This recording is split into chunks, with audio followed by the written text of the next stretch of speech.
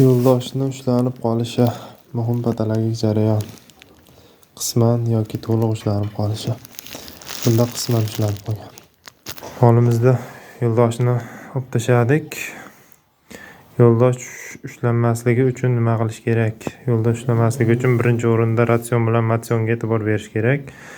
Ratsion degani bu ozuqa, motsion degani harakat. Keyin sigirlarda ba'zida kalsiy yetishmovchiligi ham bo'lishi mumkin. Shuning uchun bo'g'oz sigirlarga kalsiylarni berib turish kerak. Endi yo'ldosh ushlanib qolganda biz ko'proq iodopen solamiz ichiga. Bu yallig'lanishlarga qarshi uteriton, bachadonni tozalash uchun, qisqartirish uchun oksidotsin gormoni. Antibiotikka penstrep ishlatamiz.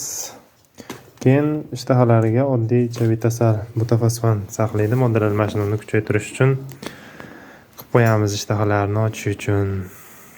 Kanalga obuna bo'lib, like bosib qo'yinglar.